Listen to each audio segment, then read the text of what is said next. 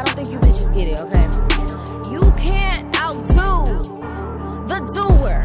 But they did though. This little cobweb potion, you'll fall into dark devotion. There are several things that can scare a horror fan. Bad Blumhouse movies, people who think liking a Serbian film is a personality, people who think liking elevated horror is a personality, and more importantly, remakes. Relax. It's okay. It's not gonna hurt you. I'm gonna put it away where it belongs. Yes, many horror fans wake up in a cold sweat at the thought of some classic horror movie getting a modern remake. The worst end of that spectrum being because they hate things being woke, but they can never define what that means without sounding goofy. The better end being the fear that the remake will lack a soul. The same heart and love that went into the original just won't be there. Take the original Nightmare on Elm Street versus 2010 remake. I'm sorry guys, I'm gonna pull it out the trash can again. Ew! The original was a colorful and memorable ride. You ask someone who watched it their favorite memory, and they'll give you something like Glenn's bed death and the geyser of blood. Oh, I'm sorry.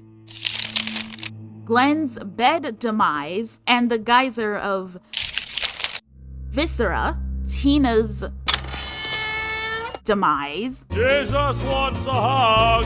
That scene with Freddy's claws reaching up from the water, the creepy nursery rhyme, the ending which had very mixed reviews. It's an 80s movie, so it's uber colorful. Not to mention, it's a scary premise. The angry spirit of a child killer coming after the children of the people who enacted vigilante justice is terrifying, especially in an era where parents had to be reminded to check on their kids. It's 10 p.m. Do you know where your children are? It's 10 p.m. Do you know where your children are? It's 10 p.m. Do you know where your children are? It's 10 p.m. Do you know where your children are? An era before Amber Alerts. And then you look at the 2010 remake and it's just bland. It rehashed the same thing so much with a modern touch that the only thing people really remember is that they straight up made Freddy Krueger a friend of Epstein. Not only that, but they had the children might be lying plot point just to throw in a wrench. Not to mention that because it was the 2010s, it had a very bland color palette. I'm sorry, but the 2010s were just the worst for a lot of things in terms of having that pop in comparison to other eras. It was a cash grab that didn't even really try to put a veil up about its intentions. Say what you will about the Friday the 13th remake, but at the very least, it gave us a Jason with no chill.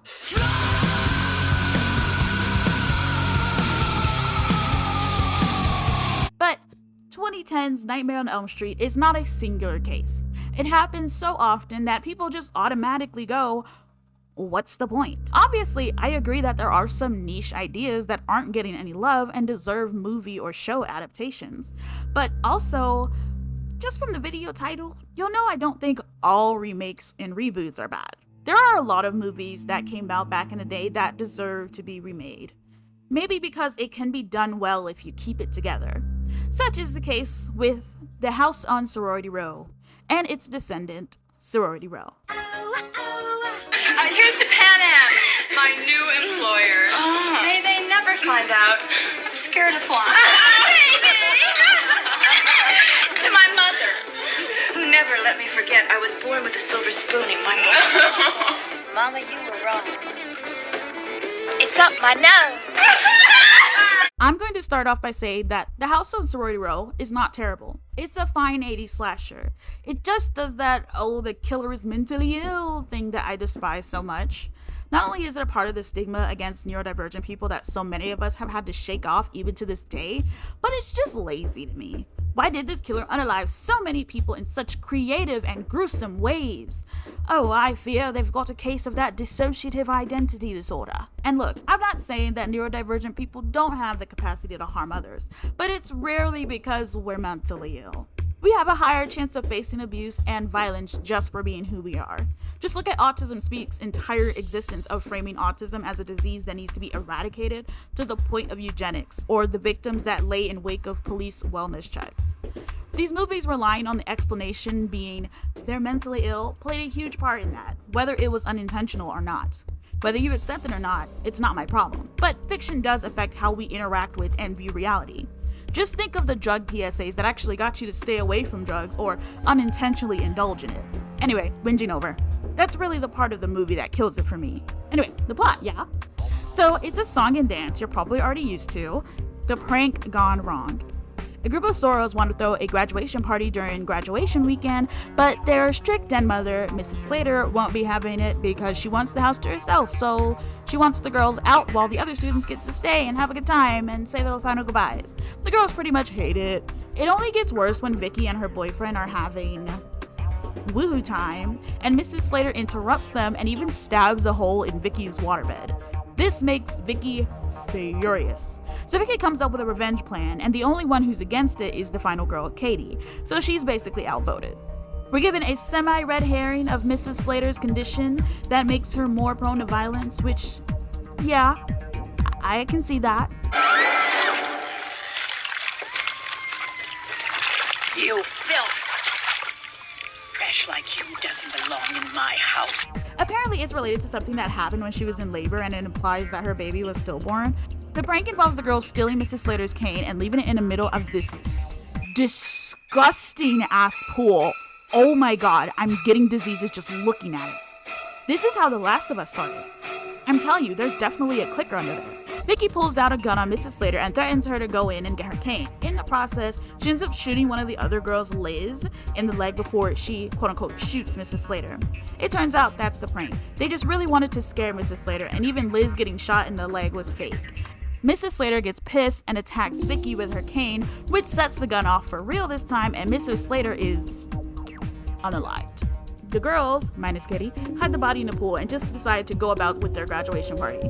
I don't know, maybe it's me, but if I was gonna be complicit in a cover-up like this, I probably would just skip town. Hey Taya, how was your semester? It was fine, mother, let's go home. But I digress. The rest of the movie, timeline-wise, revolves around the party as the girls, minus Katie, all try to pretend that there isn't a body in the pool, all the while they constantly move and look for the body. Meanwhile, they and other partygoers are picked off one by one by an unseen killer. There are several people at this party that look at this and say, yeah, let's go for a swim. This all culminates in Kate being a lone survivor and trying to get help from Mrs. Slater's doctor, who goes all evil and uses Katie to lure out the killer. The real killer.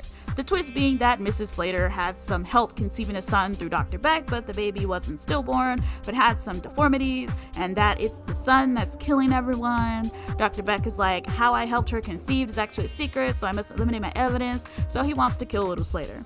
Little Slater kills the doctor, and Katie defeats Little Slater, but surprise, his eyes open, and her fate is left ambiguous. Is the movie bad? No, not at all. Aside from the caveats I had, it's pretty enjoyable for what it is. But the remake is just better, in my opinion. And it's only now that I've discovered that it might be a controversial opinion, only a little bit. Pretty much everything worked for me up until that ending. I was even ready to suspend disbelief that these girls were getting lucky with no one uncovering the body. But the ending just made the movie fall off for me. I don't know how to explain it, but it was just like, okay, I guess that's the plot now. I think just the killer reveal just ruined the rest of the movie for me. I don't know. I just know I like the remake better. So let's talk about it. Cass, I love you because you're so real. That's just because you can't afford fake ones. I love you, Jessica, because you make being a bitch an art form. Hear, hear. Much like the original, Sorority Row centers around a prank gone wrong. However, instead of on their own den mother, it's the boyfriend of one of their Soros. Megan gets help from the others after discovering that her boyfriend, Garrett, has cheated on her. These characters are a mess, prime examples of the asshole victim trope. Not even the main character is safe because she just goes with it until her conscience tells her to think about the consequences. So Megan's Soros approach Garrett with the idea of giving Megan a drug to get her in the mood. What? Yeah, I was not kidding when I said asshole victims. Honestly though, this party looks lit. It's slumber party themed. They've got like little trampolines, rotating beds. Like the only downside is this asshole hogging the beer like he live here. Jugs, give me a beer. And a BJ.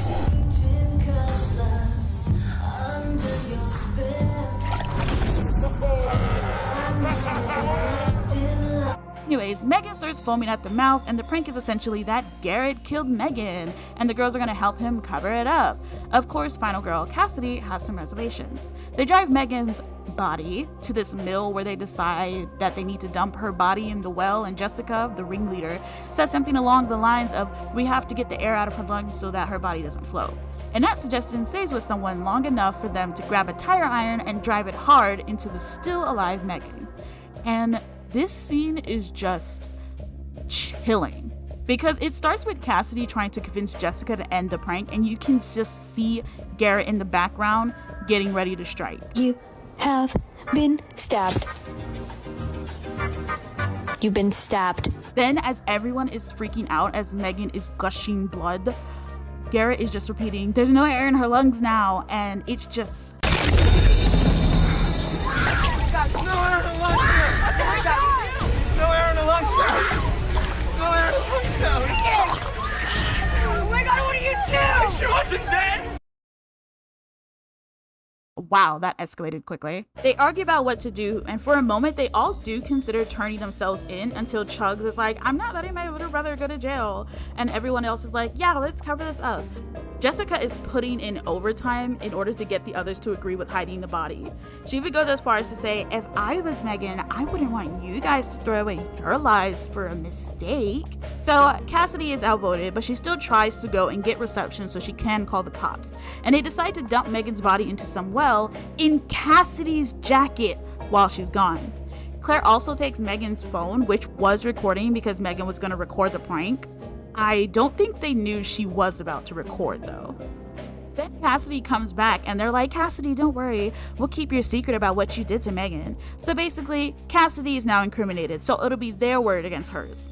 But as Goose pointed out, they will literally also incriminate themselves because their prints are all over the body, the jacket, and the murder weapons. So there's a time skip and we jump ahead to 8 months. The girls that went with Jessica's plan are hanging out while Cassidy is the odd one out, but it's okay because she has her boyfriend, Andy. So at the luncheon that Theta Pi is hosting, Cassidy and the others start seeing the ghost of Megan, but it's actually not Megan. It's actually Megan's younger sister, Maggie. And the girls are immediately creeped out because Maggie's kind of giving off weirdo vibes. But then it starts to get all Pretty Little Liars in the house when all of them receive a text with a picture of the tire iron that killed Megan. They're all convinced that it's Garrett, and Chugs jumps to his defense saying that he's just developed a weird sense of humor, blah blah blah, so they don't think nothing of it. So while everyone else is setting up for the party, Chugs heads to therapy because alcoholism. But the therapist is basically a sham because he woohoos with his patients and gives them free meds. But then the therapist is killed with a tire iron with a sick throw, dude. Yeet! Then the killer gets rid of Chugs with one of my favorite horror movie demises that I'll cover in a different video. So then there's this shower scene and Claire and Jessica are talking about the incident when another Sora overhears this, and when both of them leave the bathroom, the killer kills the random girl. So now it's clear that the killer is targeting people that might know the secret, which is why the therapist died, and so did Chugs. So Ellie is sent down to the basement to get more beer, and there she sees the jacket that they wrapped Megan in, and Ellie is freaking out, and so is everyone else, but Jessica is like, "Guys, this is just Garrett." So they go ahead with the party, and Cassidy is hanging out with her boyfriend while Claire breaks up with hers because he's a f***ing creep, and literally every girl tells him this. Yeah.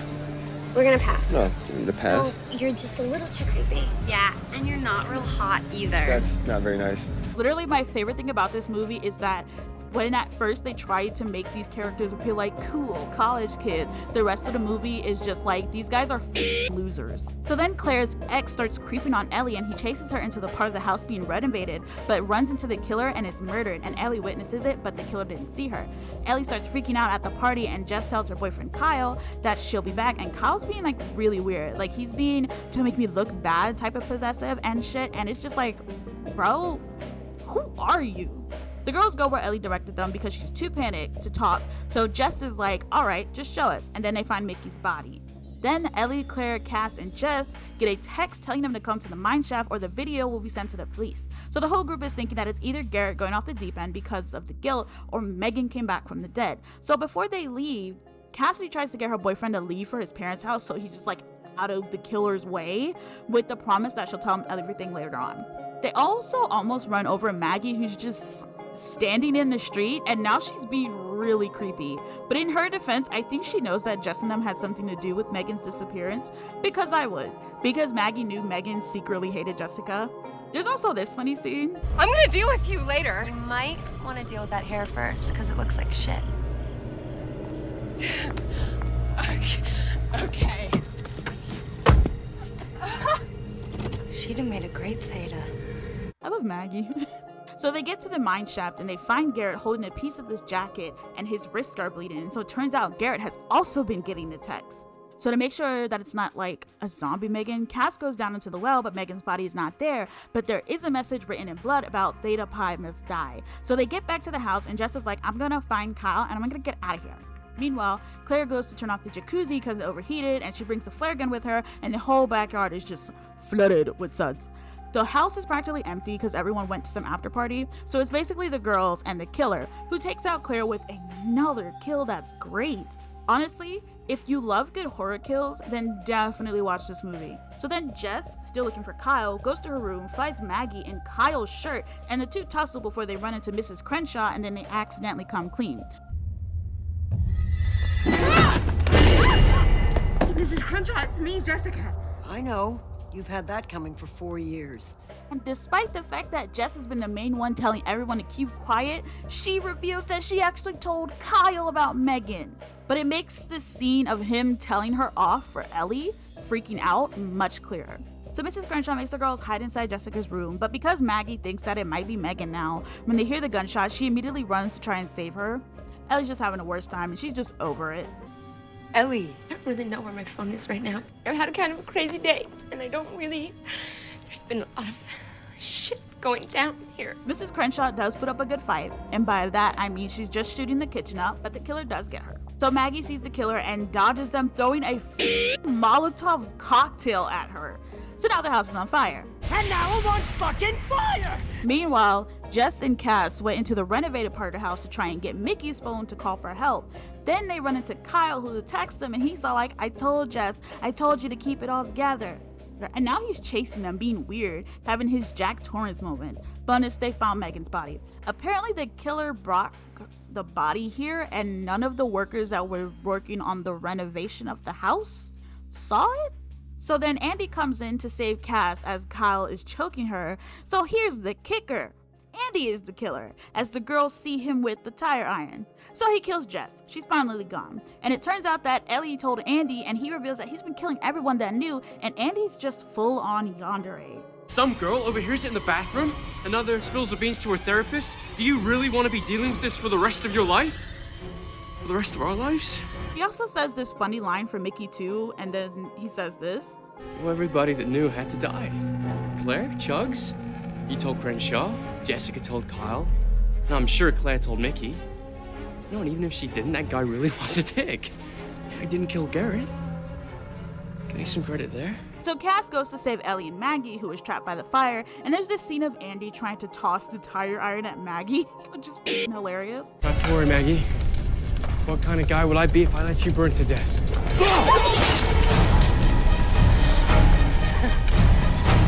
Andy, don't do this! Stop it! Just stop it! Oh, I will, but you need to stand perfectly still. Ellie comes in clutch with Mrs. Crenshaw's shotgun, and the three escape as Andy and the rest of the house burns alive. Then we skip ahead to 15 months later, where Maggie is a part of Theta Pi, and it's a line of a smaller version of those creepy videos of the sorority girls singing in unison. And it's very weird.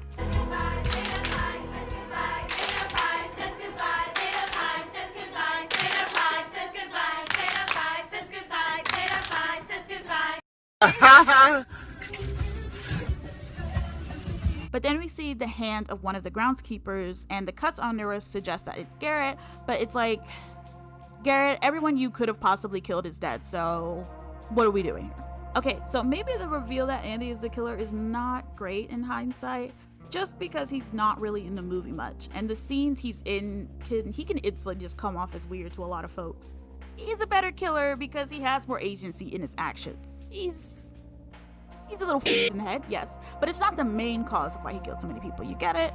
He's got what we like to call white man audacity, because there's no other way you would have thought this whole plan would have worked. I think the highlight is that the characters are like a very morally dark gray, aside from Jess and Chugs, who are straight up dickheads. It's very different from nowadays, where writers will try to make Mean Girl or Heather-esque characters, but they don't commit to it. Looking at you, Veronica Lodge. The movie doesn't want you to sympathize with them. They made a dumb decision that turned into a fucked up decision and decided to double down. This is the more extreme end of their consequences. Like I said before, if you like horror kills... Did I say that before? Oh shit, I don't remember. This movie is great if you're looking for horror kills, because who knew a tire iron was so versatile? Probably the people who use them. I will say it's hard to want to compare the atmospheres because both movies are simply products of their time and budget. I try not to hold it to things in those regards because there's nothing that can really be done now and whatever. Regardless, Sorority Row is a rare case of the remake outdoing its predecessor. But that's gonna be it for this video. And if you want to watch both movies yourself, they are both on Tubi. Tubi's actually really fun if you want to watch old shit. Totally recommend it. But in the meantime, I've got other videos to work on, so I've been Miss Hexley, and your paralysis demon just wants a friend.